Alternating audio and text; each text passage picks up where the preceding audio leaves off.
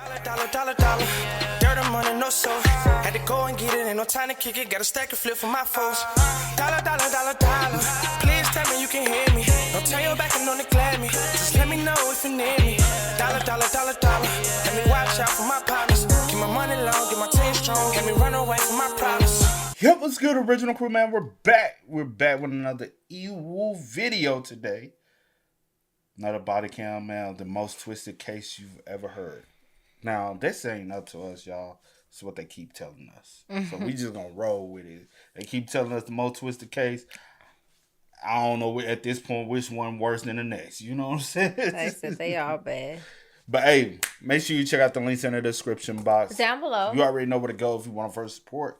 All you got to do is check out down below. Also, if you enjoyed today's video. Liking it with a thumbs up. Hey, with that being said, let's get it. Let's check this out. Let's see what's about. You ready, C? Ready. All right, CC. I finally made someone pay for all the things I've been through. I ordered a pizza, I bought a beer, and so I took my blood pizza because somebody died for me to get this pizza. I enjoyed every day about it, and I really did.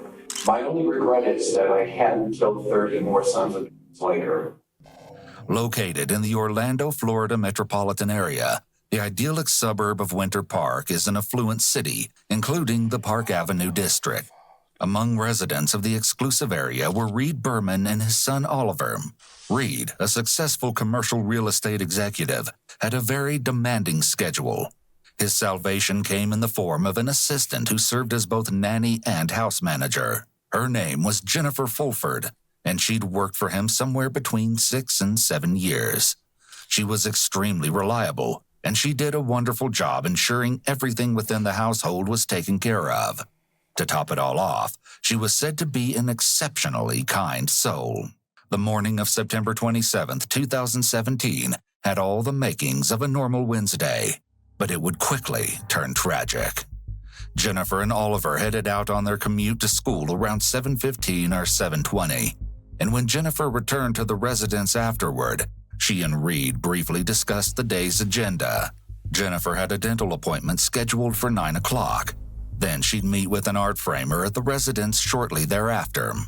Other than that, it was business as usual, and she'd perform her maintenance tasks at the Berman home, then pick Oliver up from school at 3:30.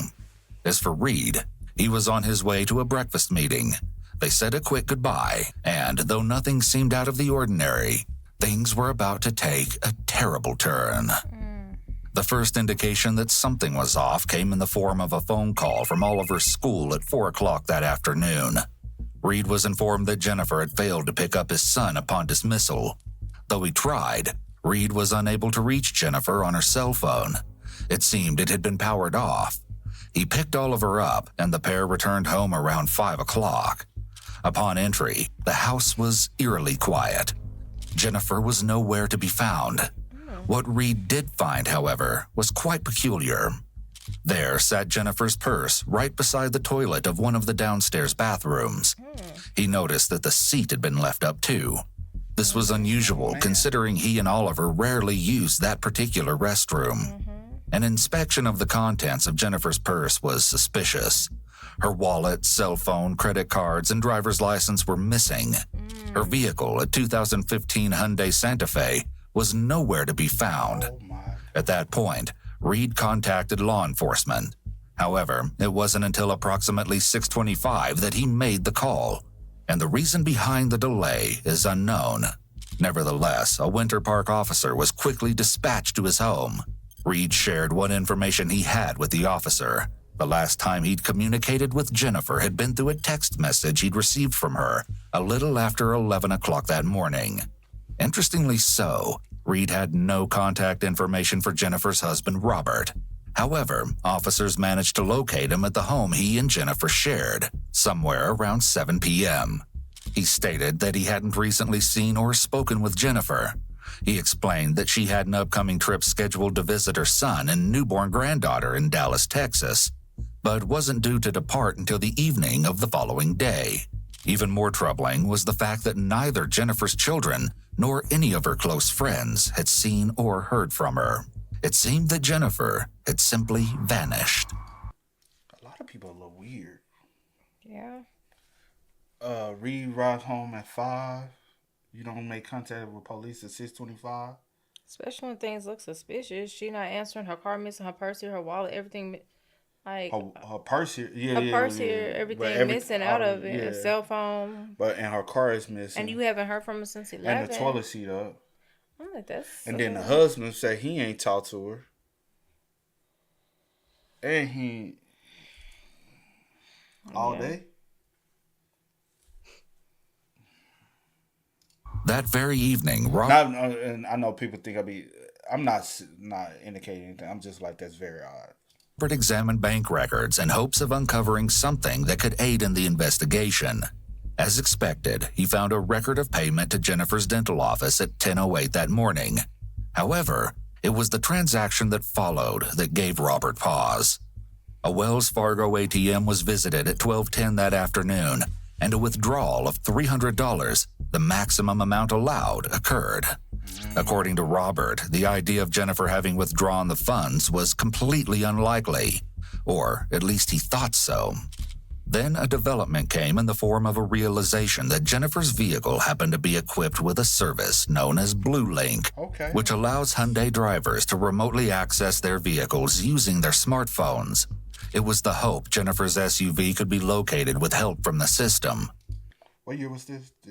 2017. Okay. But it was soon discovered that the vehicle was still registered under previous owners, and thus the account was inactive.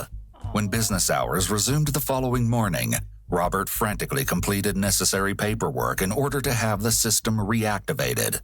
And upon completion, Detective Dawes, who was one of several working the high-profile case, would be notified with any available data pertaining to the vehicle's whereabouts. Also that morning, the lead and assistant detectives paid a visit to Reed in order to conduct an interview.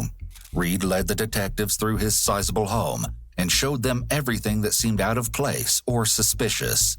He explained the details surrounding the unusual location of Jennifer's abandoned purse. Strangely enough, Reed hadn't noticed anything to be missing within the home, at least, not yet. He hadn't found any sign of forced entry either. The previous evening, when he and Oliver had arrived home, the front door was locked, and according to Reed, whoever locked it clearly had a key. He also noted that it seemed Jennifer hadn't had a chance to complete her cleaning tasks. His bed remained unmade, and days later, he'd come to realize his comforter was missing. Trash bags littered the kitchen floor. How you just not? So did you not sleep in the bed? Or I guess you so used to not even making up your own bed, you don't pay attention to that? You didn't realize you just they're still. Cause did they say this was the next day the police came in? He walked them through. Or was it the same? I know they said the next day as far as the dad, but I mean the husband Robert, but I can't remember if it was days later or or next day. My bad. But it just, I wouldn't know. But also, I guess if you ain't used to having to do things like that, yeah, maybe. But like you said, unless you know what I'm saying, him and his son decided since possibly a crime has been committed, we're not gonna stay here tonight. Yeah. And they went elsewhere. Probably. Because if you go to sleep in your bed tonight, maybe that's what you're gonna know you ain't got no comforter. Yeah. Unless you normally don't sleep with the comforter. He'd come to realize his comforter was missing. Trash bags littered the kitchen floor. It was as if Jennifer had been interrupted somewhere in the middle of her duties. Still, Reed was able to provide some extremely crucial information. He reviewed his alarm system activations for the previous day with the detectives. Initially, there was no sign that anything out of the ordinary had occurred. I went out this way. It's by 8:30. When you say this way, meaning the back? Yeah, my car's... Yeah, where the garage. Yeah. I leave. The door opens. And now she's got to go to her 9 o'clock. It's 8:43. The door opens. Mm-hmm. She goes to the dentist. She comes home at about 10:35. Between 10:30 and 11:32, there's no penetration of anything, okay? So I'm just assuming she's here cleaning. However, a series of activations occurred thereafter, and they told an unsettling story. Then the door opens, but doesn't close. Again, the front door we're talking about. At 11:47. Okay. 15 minutes after she comes home, It opens, but it doesn't close. Then 3 minutes later, the master bedroom is motion activated. 11:53, 3 minutes later, it's idle. It goes out. Then 1 minute later, the front door, it's right out the front door. And what time is that? What's the time? 11:54. 11:54. And that's the last you've seen of, I guess, the door opening and closing till. It doesn't open up till 4:58 when I come home. And the back door Yeah. from the garage. Yeah. Detectives gathered additional crucial information from Reed. Can we get, one thing we do need, you said she had a card, you allowed her to have one of your credit cards, we need that number and that bank name. Yeah. If we can get that, that'd be great. Was it a debit card that she carried, or was it a credit card? It was a debit card. Okay. She used it for household expenses. Was It was from the bank that you banked with? Yes. That's on the, okay, what bank is that? It's Valley National. Now, was she on the account too? Yes. Okay. Yes. There's been no activity on this card. The detective reviewed Reed's activities that occurred the previous day. Yesterday, you had an 8 o'clock meeting. I ran a little bit late.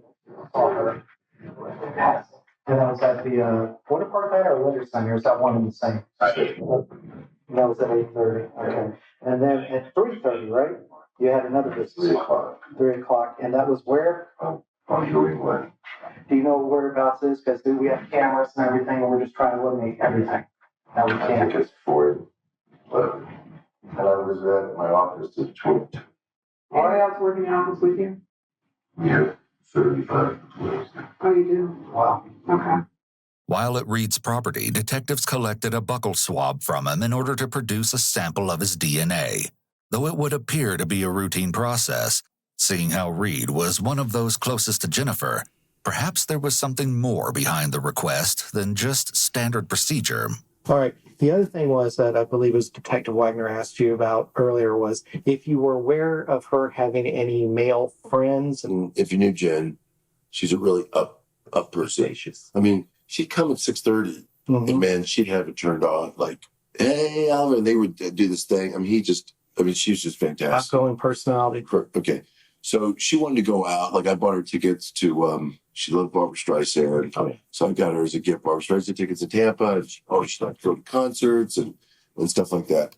Though Jen was a lively person who enjoyed good times with friends, Reed didn't think she was the type to run off and leave everything behind. Though there was one thing. You mentioned something earlier about the Enzian. There's a bar there. And you say that she'd go there. Well, my friend, when we were talking about it last night, Right. we were trying to figure out, like, we were going, okay, how could this happen? Right. We didn't think worst case scenario. We just thought maybe she went out, had drinks with her girlfriend, and maybe she had a little too many. And then it was just unusual that she would have done something like this. But my friend did say that he's seen her at the Enzion after work, after leaving here with her girlfriend. I don't know any of her girlfriends or whatever, but she liked to have a cocktail with her girlfriend. I had no idea that she ever even went to Enzion, but he said that's occasionally where she would hang out. This friend of yours, we may need to talk to him. Can you give me his name? Sure. Anything will help. Yeah. Can I just ask you a question? Sure. They haven't found her body or... Oh, no, we haven't found her yet. So that's why we're keeping up hope. Yeah. Is there like a boyfriend or something and they took off? We don't know, and that's what we're trying to find out. Detectives had to probe all of the possibilities in order to ensure a thorough investigation, regardless of potential viability of each theory. They explored the idea of whether Jennifer had grown so tired of her routine that she'd left everything behind in search of a new life. Of course, it didn't seem at all likely that someone as reliable as Jennifer would do such a thing, especially considering the fact that she was due to be in Texas, spending time with her newborn granddaughter on that very night. And another thing, like you said, pattern behavior. She has worked for you for 6-7 years. If she has never done anything like that out of the blue, I don't think she. And then my thing is, it's the way she left her house. If she, you know what I'm saying? I don't think, because she is older. I just don't see that happening. If she has, then honestly, it seems like she actually liked the job and actually was a nice, quote, boss. I'll use the term boss, just for lack of terms right now. You even bought her tickets to a concert. I'm like, Yeah. and it don't seem like she was the assistant / like nanny, right? kind of a housekeeper or whatever it would be. If he's able to sustain like her, no. Yeah. No. Like, cause reason why I'm saying this, cause typically, if somebody just do this, they have had the behavior happen before, but not on this level. Suddenly, a shocking development landed in the laps of law. True. You said 27. Why we? And that's another thing I didn't even think about. The ATM was used. We could have checked the ATM footage. Also, bank footage. It's 2017. It's a look clear. It ain't the perfect, but Enforcement. And if detectives had any suspicion of Reed prior to the finding, or if they'd surmised that Jennifer had left on a whim, all of that instantly dissolved with word of the discovery. Surveillance footage had been obtained from the Wells Fargo ATM, where the $300 withdrawal had occurred the previous afternoon. The time was 12:10 p.m., roughly 15 minutes after the last activation of Reed's alarm system at a location less than a mile from the residence. Though they expected to see Jennifer, what they found instead was shocking. Video showed a mysterious man stationed at the ATM. He appeared to be middle-aged and was wearing eyeglasses, a white t-shirt, light-colored shorts, and bright blue tennis shoes. He had a white towel draped around his neck, and his hair was pulled back in a ponytail. On his left wrist was a watch with a distinctive plaid band. Reed was shown images of the man and the unique watch, but neither were familiar to him. Apparently, the man had later returned to the same ATM at 4:33 that afternoon in what proved to be an unsuccessful attempt to withdraw more funds from Jennifer's account. Because she got it set up where her daily limit is $300. Not a one transactional. This is her daily limit. He went, and then he went back to the same Wells Fargo. Right. To me, he's familiar with the area, right? Could be, yeah. And then he pulled up to the. It seems like he pulled up to the house, like literally not long after she arrived at the house. Yeah. So to me, that gives me he was watching or something, or did he trail you from your dentist appointment? Yeah, it could be something like that. Because he saw you was alone, and those type of things does happen. This time, however, he was dressed in different attire. He wore a is that the same man? I don't know why the other man looks so much bigger, but I guess how maybe they zoomed in or something. But because Look, the face the same. The body just look different. And he normally does wear a hat. That's his hat line. He normally wears it. You know what I'm saying?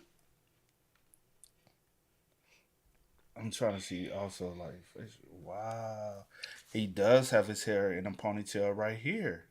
You could tell, like, dark-colored baseball cap along with what appeared to be a dark-colored jacket. His white t-shirt bore the logo Workout 32789, the numerals representing the zip code of Winter Park. In addition to the clothing change, another difference in the man's appearance was noted. This one, however, was chilling. The surfaces of his hands clearly exhibited multiple fresh cuts and wounds. When shown images from this ATM visit, Reed recognized the t-shirt. In fact, he stated that he owned one that was very similar to it. Upon inspection, it didn't appear to Reed that his bedroom closet or dresser drawers had been rifled through. However, this would come up later in the investigation. Detectives were able to track down Jennifer's contact, Janet Grimm, who'd been scheduled to deliver the framed art the previous day. Jennifer had texted Janet at 10:18, stating that she'd be back at the residence in less than 10 minutes. Not long after this time, Janet stated she'd missed multiple calls from Jennifer's number. At 11:33, Janet picked up a call, and on the other end was Jennifer, who Janet could only describe as totally panicked. Jennifer stated she'd have to cancel the appointment as the school had just called and she had to pick Oliver up right away. Naturally, Janet found the conversation odd. She attempted to reach Jennifer on her cell phone approximately an hour later, but there was no answer. Evidence was beginning to mount. Also, on September 28th, Jennifer's SUV was located less than 5 miles from Reed's home in the parking lot of a public supermarket. The vehicle was processed for evidence the following day, on September 29th, 2 days after Jennifer vanished, and each finding was more grim than that which came before. A beer bottle was found in the front center console. According to Robert, Jennifer would never drink on the job. There was no doubt in his mind that the bottle did not belong to her. A tan canvas bag had been placed on the front passenger floorboard. Inside the bag were a white t-shirt, a white towel, and a men's watch with a distinctive plaid watch band. The clothes from because he wore a white shirt. Remember, he had the towel draped over his But neck. I'm like, why? What? Yeah. Oh, yeah, I remember that. And he got, I swear, I feel like he got those clothes out of the dude's closet. That is so weird, bro. Because whatever a crime happened and occurred in that house, aka this is the reason why the comforter is missing, because he wrapped her body I up in was the like, comforter. it's crazy. If you go do it, why would you leave all this stuff in the car, in her car at that? I ain't gonna hold you. Sometimes I already people, know. I already know. You ain't gotta say they nothing. be a little. That's just crazy. Worst of all was the revelation that each item appeared to be stained with blood. The items clearly matched those the man was seen wearing on ATM footage from the first transaction 2 days prior, before the wounds to his hands had appeared.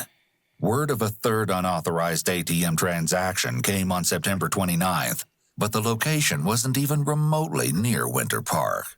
It was in Jacksonville, Florida, where a $100 withdrawal occurred, approximately 140 miles north of Reed's home.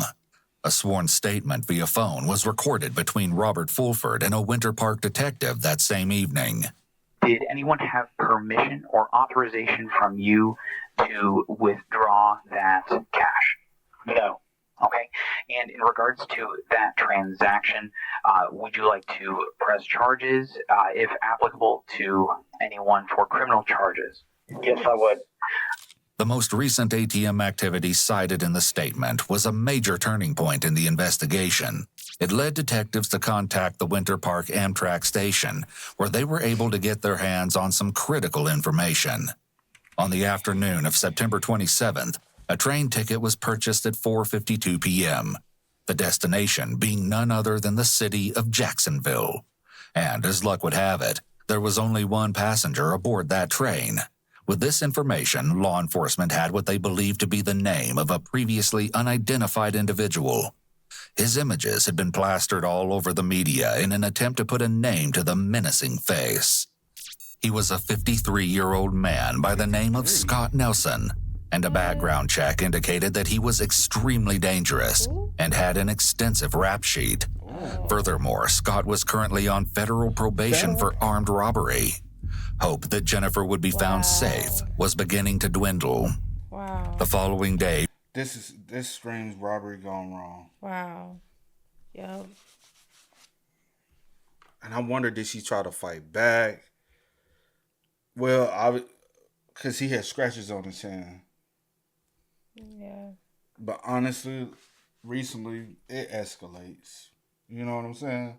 Because we had that conversation about something else, and I was like, this doesn't sound like pattern of behavior, but come to find out the person was a murderer. And I'm like, damn, that don't... But you never know what people, you know? Especially when they constantly keep doing things. brought with it the much dreaded, terribly devastating news. Just 3 days after Jennifer was last seen, the worst-case scenario had become a nightmarish reality. Jennifer's cell phone had been pinging off a cell tower located near a heavily wooded area of Orlando. Somewhere around noon, with assistance from the Orange County Sheriff's Office Aviation Unit, Jennifer's body was located. The gruesome discovery conveyed that the last moments of Jennifer's life had been absolutely hellish. But the true magnitude of the horror wouldn't be exposed until later.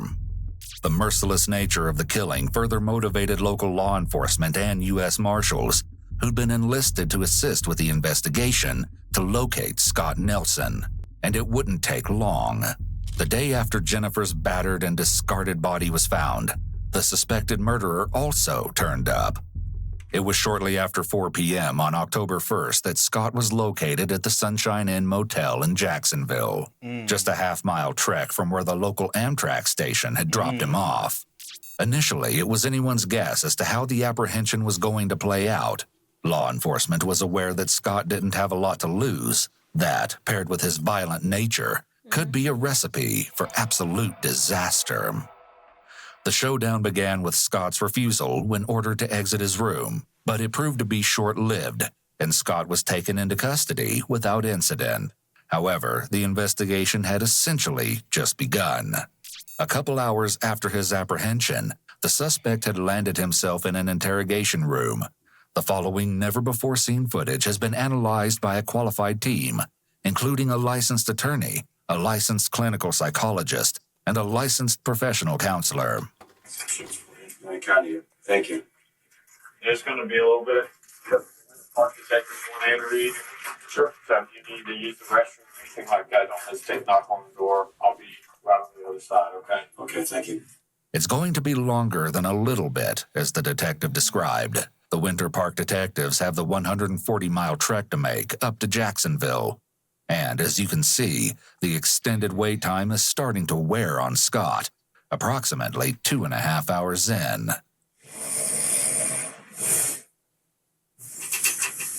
Oh, I got this. Hey. Scott is granted his restroom break, but upon his return, he'll still have an hour to wait. Finally, detectives have arrived at their destination, and they start by providing Scott with a warm welcome. All right, thanks. You got water? You okay? I could use something to eat. I need something. Hungry? I'm starving. I'm dizzy. I'm so hungry. Okay. We'll get you some. Okay. There's let's see if I can grab you some. Sorry. What's coming up? Sorry for being hungry. Thanks. Nah, man, that's not a problem. You doing okay? Yeah. Hungry, huh? Yeah, starving. What do you like to eat? Oh, God, anything. Anything? Oh, God. I'm not too fussy. You got something? Oh, that's fine. Energy up here. That's good. Good. I'm good. Is it pizza flavor? No, sorry. Oh, no, I'm good. What you guys? All right, Scott. So we'd like to talk to you about, and I'm sure you probably have a million questions too. So yeah. The detective states that they have to go over his Miranda rights since he's in custody. He also swears in Nelson. This is not a court or official judicial proceeding, but perhaps an interrogation tactic to emphasize the desire for truthful answers. After Scott has confirmed that he understands the process, the detectives proceed to question him on his background, which is the basic baseline and rapport building of the interview process. Married? No. Okay. Hey, we're close? Nope. No? Really. No divorce or anything, huh? No. Hey, you're a lucky one. Children?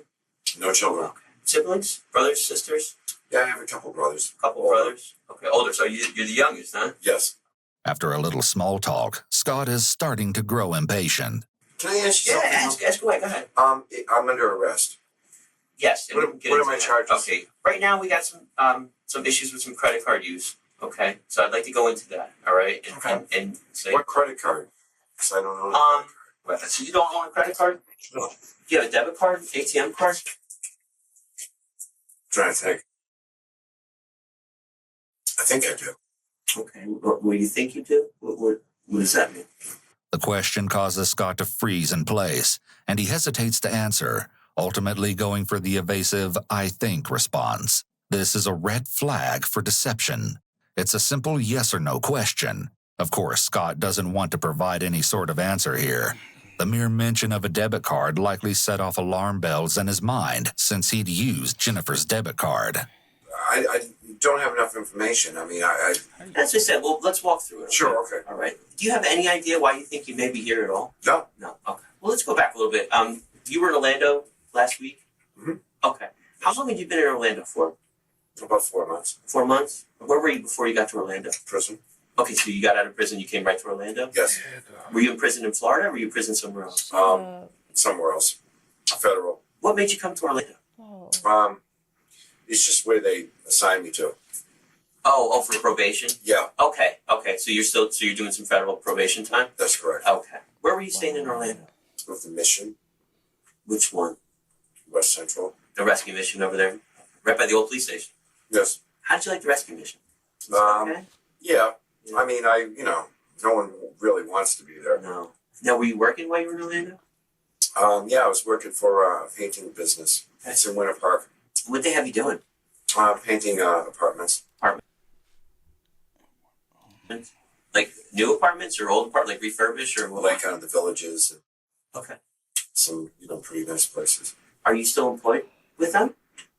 No. When did that stop? A couple of weeks ago. What happened? I'm just curious to know where this is all headed. Well, that's what we're getting to. Will I have an attorney coming in here? That's totally up to you. You tell me. I mean, oh yeah, no problem. What would you like? I think since I've been arrested, I think I'd like an attorney present to speak. Scott is polite and formal in addressing the detectives, and he presents as confident when he expresses that he wants an attorney. Even if we didn't know of Scott's criminal history, it's evident that this isn't his first rodeo. He seems to know his rights and doesn't appear intimidated by the interview process. But just like that, after all that waiting, the conversation has come to a halt before it's really even gotten off the ground. While Scott wasn't in the mood to talk on that particular night, it would only be a matter of time before he'd have a change of heart, for lack of a better way to describe it. Because as you're about to hear, someone who could inflict such an agonizing death upon another is as heartless as they come, truly evil right down to the core. It was a month to the day of their initial meeting when Scott mailed a letter to one of the detectives, expressing his desire to speak with them about the investigation. A meeting was arranged and took place on November 13th, 2017 at the Federal Detention Center in Miami. It's approximately 10. Because he violated, so he got to go back to his... 41 a.m. at FDC in Miami for an interview with Nelson. This time around, Scott is so forthcoming the details are likely to turn the stomachs of even the most seasoned detectives. However, the most shocking element of all is his alleged motive. It's utterly unfathomable. I know what you said in the letter, and so I want to go over the letter with you. Like I told you last time, I know there's stuff you want to tell us, and we'll go from there. Okay. The detective covers Scott's Miranda rights, then the conversation begins. What prompted you to write the letter? Well, yeah, because of the conditions that they have me under. I'm treated very hard where the other inmates aren't. It's got to change. I mean, something has to change. There's a quid pro quo. I mean, you guys need to have the answers that you need, and I have that information. Essentially, Scott is admitting that he's willing to speak in order to gain better treatment for himself, not to help the victim's family or do the right thing. His motivation is self-centered and narcissistic. The detective is willing to listen to everything Scott wants to get off his chest. So this is your show. So what do you want to talk about? Well, for instance, I was on the street for months and had nothing. I really had nowhere to go. I had nothing going for me. I'm trying to help you as well as help myself here. Well, life has really never been that easy for me. Do you know that I have a colostomy? I did. You do? Okay, so, like the Bureau of Prisons, they wouldn't give me the reconnection. They would help me. I mean, things are just in the toilet and they're getting worse and worse and worse and worse for me. And it's not going to stop until I'm either dead or something. They're not going to stop. That's what we don't want to see that happen. I'll tell you right now. No, I don't want to see that happen. I know, Detective. Scott continues to focus on himself as the victim in the situation and takes no accountability for what he's done. As far as, what created this whole thing to be, I was thrown to the street again, and I had nowhere to live. I'm completely broke. Yeah. And, I had been in Winter Park a few times. Okay, so it wasn't the first time I had been to Winter Park. What happened there was I noticed that it's a very affluent type of place. Yeah. It is. People have a lot of money and things like this, and they have a different lifestyle. Where 15 minutes away in Orlando, where I was living, people are dead ass broke. Yeah. So this give me, why? Because why this area you pick? You being who you are. All of us, you say, I understand where you stand at. There's plethora of jobs you can go get, right? It tells me you sought after this community. Mm-hmm. Because, woe is me, I'm poor. I have it so hard. My whole life, But you know, Winter Park, that's the area where everybody got money. Everybody where I'm at is poor and I ain't got nothing. Everyone's broke. And nobody gave me anything. What the fuck? Somebody owe you something for it, bro. Right. The fuck? I wasn't particularly happy with this. Quite the understatement we'll soon hear. It cut much deeper than that. It seems like Scott grew increasingly bitter and resentful as he took in the fact that he was struggling to survive, while there were large communities of people not far from the shelter where he lived that enjoyed an excess of comforts and luxuries. It's important to keep in mind that people with antisocial personality disorder, ASPD, have a firm belief that they deserve everything: status, money, luxury, and comforts, whether they've actually done anything to earn these things or not. Their sense of entitlement makes them believe that they deserve and should be able to possess all these things. This is why they justify committing violent crimes, because they're willing to do anything to try to obtain what they feel is rightfully theirs. It also seems that Scott is highlighting social injustices, but ultimately, his beliefs seem to boil down to the fact that he thinks he's entitled to the same comforts that the residents of Winter Park enjoy. In addition, people with ASPD are extremely spiteful and vindictive. If they feel slighted by others, whether the offense is real or imagined, they will stop at nothing to get even. They won't feel satisfied until they have sought revenge. Oftentimes, their idea of getting even is retaliating in a manner that is far worse than whatever the original offense was. They don't believe in an eye for an eye. They believe in delivering a much harsher punishment than what was done to them. Scott states that he was released from prison that previous May and had been on the streets for about 4 months as the rage inside him continued to build. I'm willing to help you people because I'm going to be found guilty even if I didn't say anything. You have enough forensic evidence to get capital murder on me right now anyway. It's very possible that due to Scott facing such extreme adversities during his probation, including issues with health care and difficulty obtaining food, it's likely true that he didn't care if he was incarcerated for the rest of his life. He a little thick to me to talking about he ain't eating. Yeah, look, for 4 months, homeless. Also, you got family, so why were you able to reconnect back with family? Because they probably don't mess with them. Don't say it. Oh, I was just gonna say F with them, but they probably just don't mess with them. Yeah. It's an extremely dangerous scenario to have an ex-con feeling he has absolutely nothing to lose.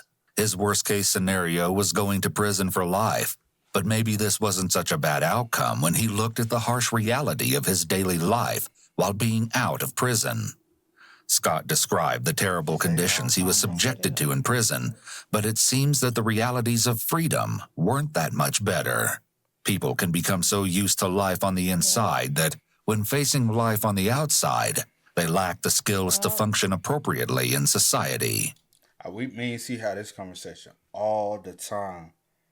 I got family members that stay in prison, bro. They go to prison like clockwork.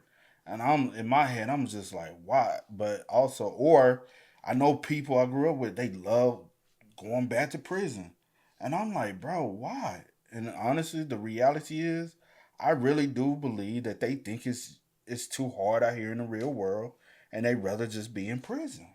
They don't want to do anything. They don't want to contribute to get a society. Job. They don't want and it's just easier for them to have a bed, 3 meals, shower. They don't have to do nothing for real. Got some buddies to talk to or whatever you got going. Like, they just get so accustomed to their life, and that's all they know. Or some people left something in there they trying to get back to. Or some people, like you said, that do be. That do happen. That happens.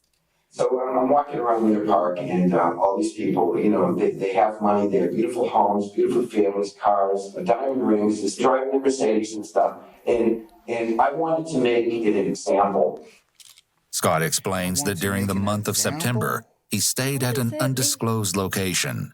He gives his account of one night in particular, as he sat in a picturesque gazebo of Winter Park, and it's very disturbing.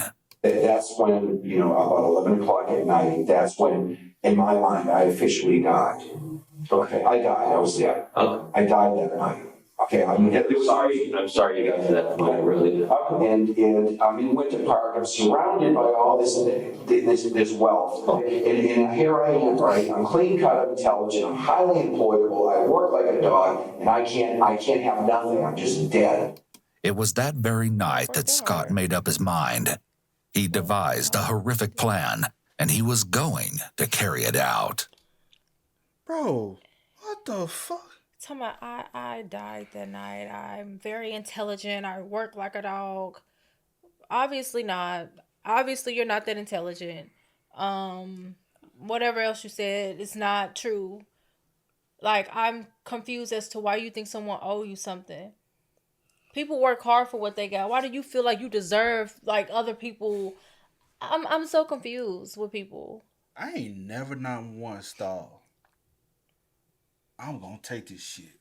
If anything, when I see things like it's motivation, like it's inspired. Like, I don't get like why you feel like, oh, you think you deserve these things? No, I deserve these things, and since I can't obtain these things, you're not. Like, I'm so confused. Like, that's never crossed my mind before. Like you said, bro, like literally, I look at all that as inspiration. Yes. Yo, we are surrounded by $1 million homes. There's hella $1 million homes around us. Mm-hmm. Like, I go walking in the neighborhood, walking past multiple $1 million homes. You know the best thing I get from that? Inspiration. Want to work harder, want to grind. I'll drive right down the street, gated community of big ass custom $1 million homes. And I'm like, shit, it's right down the street. It's obtainable. Another one, humongous mansions.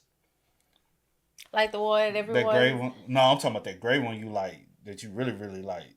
In the ducked off. Oh, I was about to talk about the castle too. What we calling the castle. Oh no, you gotta see the new one. I haven't been down the road in the You gotta see that one. But matter of fact, I'm gonna show you that one Thursday. Yeah. But if anything, this stuff is like, that's inspiration. I've never bro. in my life been like, oh, this person has nice things. I deserve that. I'm gonna take it. Cause just being able to lay your eyes on it, it's like, okay, this is attainable. And also, some people look at, if I could put myself around this wealth, I can be able to attain this wealth. Yeah. Cause then you're gonna get inspired by other people. You might end up walking. Cause I saw Whole Foods back. You might walk in Whole Foods one day, my boy. Spark up a conversation with a millionaire, and he put you on. You never know, but it's such a woe is me attitude. You're in your situation that you're in life because of your action. Yes. Nobody else. Fuck we talking about? You think that's gives you capability to take someone's life? Like, be for real, man. She was working the same way your ass was working. Or at least should have been. I know you say you was painting houses or whatever the case may be, but you got too much time on your hands to be thinking about stuff and taking from others and taking people like you weren't doing too much. You weren't working too much. Like I'm confused. I'm going to do a home invasion. So I knew that I was going to do that. Okay. I noticed this one house, and it was happening to be 5 o'clock. I'd say 5 o'clock in the afternoon on the 26th, and I see Jennifer getting out of a vehicle with a young boy. Okay. And they go into the house. And I could tell just by the way she was dressed that she was not the first thing I had in my head was she must be a house cleaner or something of that nature. Okay. But he didn't, no. Because you just saw her going in the house with the little boy. You're not judging that by the way she's dressed. You see I don't know what she had on, but also you because even rich people thrift, or they just dress down sometimes. Or that you just think like, oh, okay, vulnerability. A child. Oh, yeah. A young child, an older woman. That's the target. Easy. I don't see a man. I wanted to make an example of Winter Park. Right. Make an example. Right, wrong, or different. Be it evil, be whatever. That's what I was going to do. It's ironic how Scott makes himself out to be the victim of the cycle of poverty and recidivism. But then he targets Jennifer, whom he admitted looked like a house cleaner to him. Make it make sense. He claims to have a grudge against the affluent people of Winter Park, yet he targeted someone who he said himself was part of the working class and not the affluent class. This highlights that his actions really had nothing to do with the injustices of the world and everything to do with releasing his rage however he saw fit. Because he didn't see her as a working class. He has done his research. He's a fucking inmate. Yep. They sit there and figure out who is my case against. Your attorney has told you the demographic of who she is. You know who you have. This is who the person is, and all. And he'd have found out, oh, Jennifer was just a. And so now he's coming to paint the picture the way he wants to paint it for y'all. This man is insane. One of the detectives poses the question we've all been asking ourselves. Why'd you choose her to make an example? Everything came about that mysterious month of September, where Scott has chosen not to disclose the location at which he was living. For the month of September, I was living in a place, and there was a gentleman. Long story short, they had known Jennifer, and they had had an argument. That's how I knew about that house that she worked at. Did he tell you to do what he did? Well, yeah. He said, hey, killing her, he wouldn't lose any sleep over it. But he leaves it at that and transitions straight to September 27th. And if Scott has been successful in garnering any sympathy from the detectives, it's likely that every ounce of it will now dissipate after he recounts the terrifying events of Jennifer's last moments. UPS. Right. Yeah, they had delivered a package. Okay. The guy delivered a package, and the minute he drove away, I went out and I rang the doorbell, and Jennifer answered it, and I said to her, I said, you have a package on the doorstep here. And she said, yeah, I know. And she was looking at me a little odd, like, who are you? Why are you telling me this? And that's when I pushed the door in, pushed it in. I went and shut the door, and she screamed. Okay. And she was, frightened. Sure. And I had a knife. So I told her to lay down on the floor, and then I bound her with some zip ties. Okay. I said, I'm not going to hurt you. I'm just here for the money. Okay. And she was not very helpful with my needs. But that don't make no sense. She was not very helpful with my needs. So but that don't make sense if the dude that you said you had been staying with told you if that you killed Jennifer, so you said you never had intention just to kill her, but it is not adding up. Because if it was just about money, then you would have just took some stuff and you did, and you would have came with a ski mask on. Because this is a big, bro. It was a dummy mission, bro, and you knew you was gonna get caught. You just knew it was a matter of time, bro.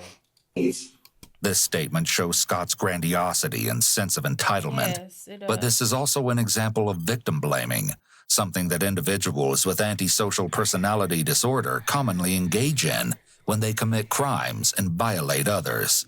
I mean, here is an honest citizen, and she's probably never told many lies in her whole life. Sure. And all of a sudden, she runs into a bad guy, and now she wants to lie on her.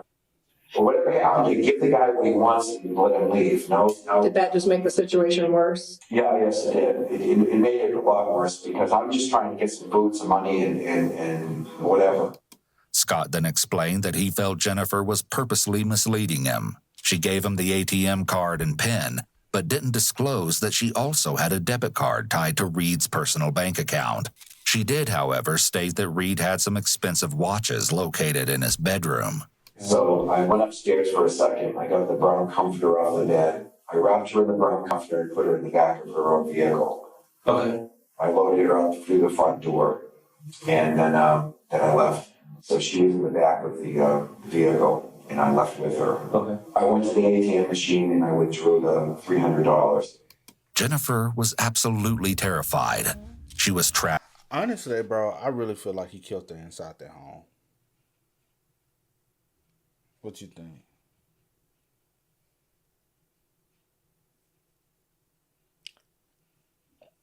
Yeah, possibly. So you think she gave him the information he needed prior, and then he... Well, I might be wrong because I don't see a lot of blood on a comforter. Yeah. My bad. Yeah, I could be wrong on that part. Through the front door, and then I left. So she was in the back of the vehicle, and I left with her. Okay. I went to the ATM machine and I withdrew the $300. Jennifer was absolutely terrified.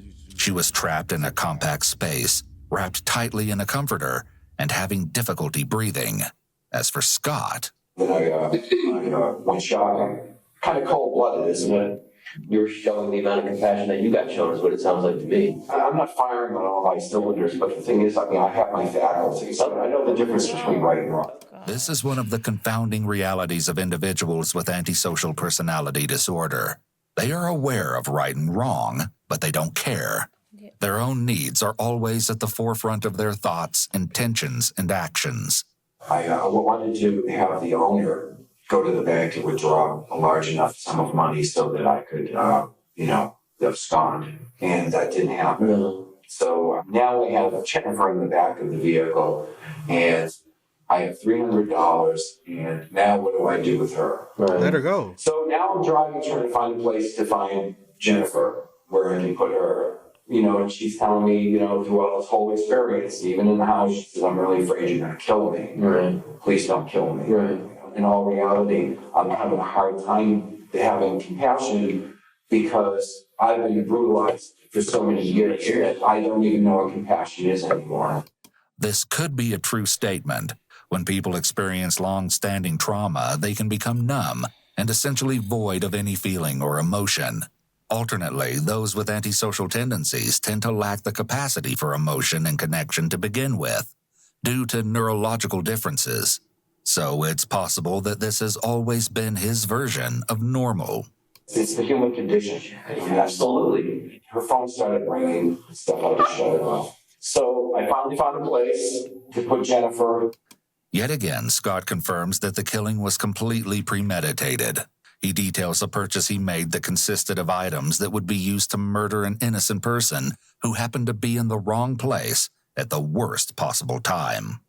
Purchased all that at Walmart. Walmart? Yeah. How many days before? I think perhaps a week before in Princeton Street. Okay. I purchased it with a check. Scott's estimation was close, just off by a few days. He made the purchase at an Orlando Walmart the afternoon of September 16th, 11 days prior to when he carried out Jennifer's murder. This confirms that whether Jennifer cooperated with Scott's needs or not, he was going to murder her. There was nothing she could have done. Detectives met with asset protection officers at the Walmart just 3 days after the confession and saw it all on surveillance footage. Scott had purchased nearly $500 worth of items, including food, several cartons of cigarettes, and blue tennis shoes. And then there were the most incriminating items: a utility knife with a green handle, a package of 18-inch cable ties, and a roll of duct tape. So we spent $500 I'm on sure, some like- bullshit instead of spending $500 So you got on some- because I ain't got no food. I'm hungry and I'm out here starving. So you got food, cigarettes, shoes, and then it's the stuff you already had shoes on your feet, so that really won't no necessarily need. But he wants to, man, bro, bullshit, bro. That's some $500 $500 worth. Be for real, man. Cigarettes ain't gonna cost you but $20 of that, so you won't know how to shop for food. That's what that tells me. I don't know. That just breaks Talking my about you heart. was hungry. Please be forewarned that the following description may be too graphic for some viewers. Scott eventually located a secluded, wooded area, and sadly, it seems Jennifer is well aware that there's no chance she'll make it out of the brutal attack alive. So I got her out of the vehicle, and she started getting louder and louder, so I put some duct tape. Could she breathe with the tape Barely. put on her face? Very little. She's pleading for her life. Did you ever hit her in the head, or did she ever hit her head on the ground or anything like that? Back of her head? Yeah. Yes, I punched her. When? Prior to duct taping her up. I stabbed her 3 times that I didn't remember. Remember where? Yeah, once in the back, another time in the back, and then the third time I was walking away, and I thought to myself, you know what? I'm not going to let this testify against me. Because they're going to give me the same amount of time. So I killed her. I put one through her heart. She put me away for the rest of my life anyway. So, I mean, so I killed her. And she let out a gasp. And that was it. And she died. Calling her a name is Scott's way of Right. depersonalizing her. Right. It's a distancing technique so that he doesn't have to see her as a person, even though she hasn't done anything to him but try to comply and survive. He never even identified her as a person anyway. He identified her by wealth. And he thought when he first laid out hers on her from being in, he should never have been in that area in the first place if he was doing painting work. Because his mindset is not wired the correct way for an individual to be seeing wealth and being okay with seeing wealth. Wherever program he was in after being released, it wasn't too far from Winter Park. It was 15 minutes away. And so, and then wherever he was painting, he was painting homes in the rich area. Yeah, in the rich area. Yeah. So it probably was nearby. He had been watching because you had got those supplies 11 days prior. You said you saw her the 26th. No, you had did not. Been seeing her. You've been scoping and watching. So if you did know she was like the nanny or something or the cleaner, then that's how you knew because you had been watching already. You had been staking out, scoping out the place. And you said, "This is the perfect time. This is the one, and this is the perfect time." Man, just tell the truth. Quit fucking lying. Then what did you do after that? I drove back to the Publix. Oh, wow. Scott cleaned the blood off of himself and changed clothing in the men's restroom.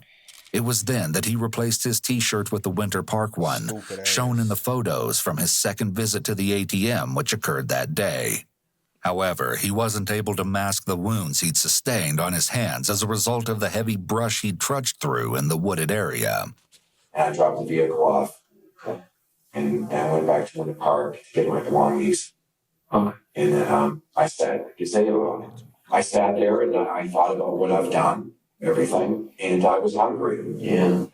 Aside from the fact that this shows his complete lack of moral conscience and empathy, Scott being hungry after the murder indicates yet again that his only objective in life is to fulfill his own needs. Yes. People with severe antisocial personality disorder are not emotionally pained or otherwise affected by inflicting harm on others. Their threshold for feeling emotional pain for another person is very high, and in some cases, such as Scott's, non-existent. Scott ventured to a nearby 7-Eleven and, of all things, he purchased a pizza. Well, I called it the blood pizza. Okay. Because the reason why I called it that is because I ordered the pizza and I bought a beer with the highest level of grace that I could muster. I was actually proud of what I did. Because of that, after all the years that I've been kicked in the face by the Federal Bureau of Prisons, and all the years that not attaching my claws to me, and all the years of getting beat up and tormented and everything. I hope they beat your ass even more. I hope they really beat your ass every day while you in that bitch. My bad. You know something? I'm thinking, I don't know if it was already mentioned or kind of like used as an example, but he wanted to get called. He did, yeah. I really think he did. He wanted to get called. Also, with him even making a statement that I'm going to get the same time, 9 times out of 10, she'll be able to testify against me, all this other type of stuff. So I might as well just take her life. And he was like, that'll probably really get me the whatever time, because obviously he wants to be in here because he has nothing else. And then also with you leaving the clothes, leaving all this evidence, you left the beer bottle right in the freaking middle console. Like, you wanted to get called. Yes. Like, and I 100% believe that he thought Jennifer was rich and he thought she was the target because you kept going back to the ATM trying to withdraw money out of her account. And this is her personal card. Yes. This one, you know what I'm saying? And she only had a $300 limit. You thought you was robbing somebody rich and you were going to be able to get thousands out their account. That's what you did. And when you finally, it probably clicked in your head, damn, she ain't the rich one. I finally had a certain level of self-respect. I finally made someone pay for all the that I've been through. And so I took my blood pizza because somebody died for me to get this pizza. So I walk down and I'm holding the beer and I'm walking and I'm dressed immaculately because I've washed myself and everything in Publix. And I'm walking down the street while all these rich people are walking around buying jewelry and they're having their good life and all this stuff and wouldn't give a crap about me. And so I'm carrying my pizza. Little do these bastards know what I had to do for this friggin' pizza. Yeah. And I walked back up to that gazebo and I ate that pizza, every bite of it, and I enjoyed every damn bite of it. And I really did. And do you know how? I hope. My only regret is that I hadn't killed 30 more sons of like her. It's almost like Scott felt he was one of like them. what? A hard working, like what? I'm so confused. People that will understand your own shoes if you were struggling. Those are the same people that will understand what you're going through. Like, I'm like, what are we talking about? Because he still, because he in his head he always thought that she was wealth. That's and what even he's. and she probably did have whatever, but it wasn't. It don't matter. But no, I'm just saying that was his motive. That's that was his motive. That's what he told himself in his head to whatever. No. I'm saying that was his motive. He wants to kill somebody rich because he hates seeing other people wealthy. And that's the reason why he also for armed robbery. He already went to prison for armed robbery. Yeah. Them for a short time, like he was living a piece of the good life for once. He felt vindicated because, unlike the rest of the Winter Park community, he believed he really earned that beer and pizza.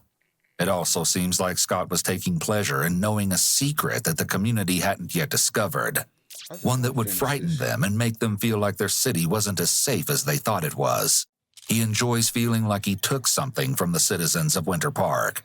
He stole their peace of mind and burst the bubble they lived in.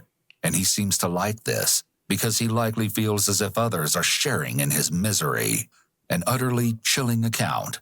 But clearly, it was all in vain. You know, this is the evil part of it all. With concern to the, after everything that's been gone on, here I am, I'm back in Winter Park, and nothing's changed. No. Okay, I may have a couple $100 in my pocket. A girl is dead, and I'm still have complete contempt for Winter Park. Did it make you feel any better? No, it didn't make me feel any better, but I just don't understand how things are the way they are. A truly senseless death, and his motive behind it all was even more shocking. After Scott's gut-wrenching version of the nightmarish day concluded, one of the detectives asked why it was that Scott reached out with his letter and came forward. And as Scott explained it, he wanted his story to be heard. Clearly, he felt he was the victim. He also, quite obligingly, filled in the missing pieces. He hadn't intended for the murder to go unsolved, after all. I left everything for the law enforcement to find. Okay. The knife, I threw that where? About 70 feet from the murder of the body. Yeah, that's her vehicle. And is that the vehicle that you took that day? Yep, that's it. Is that the vehicle that she was in the back of? Yes. That day when you were at the house, did you eat any food there or drink any beverages or anything? I took one beer. The empty bottle found in Jennifer's car was the one he stole from Reed's home. And is that the comforter that you took from the, Yeah, that'd be it. this picture, this house, does this look familiar? Yeah, that's it. Who's that? That'd be Jennifer Fulford. But in stark contrast to how Scott is able to speak of his victim so casually, without so much as a hint of emotion, he can't hide the fury he feels, apparent in his voice as he speaks of the true motive behind the murder. And it's like nothing we've ever heard before. I was doing really well. Okay, in society, in the street, right. I had a job. And then my probation officer came in, and he premeditatedly and deliberately went in to sabotage it and blow it up. So, Really? Oh, yes, sir. The probation officer did everything he could in his power as a man. He woke up that morning just as premeditated as I did. Yeah. Okay. I knew what I was going to do. All right. I needed money. Okay. And I did what I had to do to survive. Okay. All right. He did what he had to put me in that position. People with antisocial personality disorder do not take any responsibility for their actions. It's always someone else who caused them to make poor decisions. Maybe Scott felt he would punish the law by breaking the law. He seems to believe that his probation officer had sabotaged his job and source of income, and that these things warranted him committing a crime. In his mind, it's all a conspiracy. Law enforcement decides who will be placed on a path doomed for failure. they really had a notion in their head that they wanted to destroy this guy and send him back to prison. I mean, that's what they do. I mean, they have certain individuals. Of course, they do. And things started adding up. You know, I had all I could take, and it just something happened to me that I just couldn't take it anymore. I'm hungry. I'm a felon. I'm homeless. I tried everything I could to abide by the law. Yeah. They're going to put me in prison anyway. The bottom line is this, is that my probation department, the feds, they put me in this situation as well as those people, the Federal Bureau of Prisons. I still walk around the closet because of that, okay? And you have no idea how sick and evil that is to do to a man. However, Scott's assertion that various government agencies were what drove him to murder wouldn't get him very far. He'd said it himself. There was enough forensic evidence to tie him to the murder. The beer bottle contained Scott's DNA. In addition, the white t-shirt, white towel, and watch with the distinctive band that were located in the canvas bag within Jennifer's SUV had been analyzed by the Florida Department of Law Enforcement Forensic Lab. Each item showed visible staining that appeared to be blood, and the stains were confirmed to match both Jennifer's and Scott's DNA profiles. Is there anybody out there that is looking for someone? Oh, yeah. Okay. And those are the people that I really want to try to help. Right, I understand. Despite Scott's claim that he understands, he declines to divulge any additional information, and the interview ends. Whether there's any truth in his assertion remains to be seen, but the idea, as terrifying as it is, could be all too real. We know exactly what Scott is capable of. Before his trial, Scott wrote to the judge and, true to his character, he made even more shockingly selfish statements. In the letter, Scott claimed that he had already admitted to unsolved armed bank robberies and that he promised to divulge information about 8 homicides he committed, ones he has never been caught for. Why would he suddenly give up that crucial information? Well, Scott claimed that since his arrest, he had lost 40 pounds of body weight because he doesn't get enough food in prison. He made his demands very clear, writing, "I'm starving to death, and I'm asking to be fed more food." That's right. He would admit to 8 murders in exchange for more food in jail. The trial wouldn't take place until late June of 2019, nearly 2 years after Jennifer's brutal murder. Scott elected to testify, likely against the advice of his attorneys. He told all of the heinous details of Jennifer's last moments. Not surprisingly, he continued to blame his parole officer entirely for Jennifer's death. The idea that justice could truly be served in a case such as this is unrealistic. If nothing else, however, Scott didn't receive the sentence to death he'd sought. He was found guilty on all counts, including first-degree murder, and was sentenced to life in prison without any chance of parole. I don't see how I want him. To be real. He robbed and killed. That's 2 felonies. Life may be better. Suffer. I feel you. I think it's easy as a cop-out. You wanted to be sentenced to, don't give him what he wants. Sure. Because it's what he wanted. You're not in control. Sure. But, yeah, rest in peace to Jennifer. And my condolences to her family as well. Yeah. Hey, man. Y'all spam us up. Y'all let us know y'all thoughts about it for us in the comments down below, man. But until next time, y'all know how it go, man. I do go by the name DJ New here. This is Sierra Nicole. We are. Kid and C. We out. No time to kick it, got a stack of flip for my foes. Dollar. Please tell me you can hear me. Don't turn your back and don't neglect me. Just let me know if you need me. Dollar. Let me watch out for my partners. Keep my money low, get my team strong. Get me run away from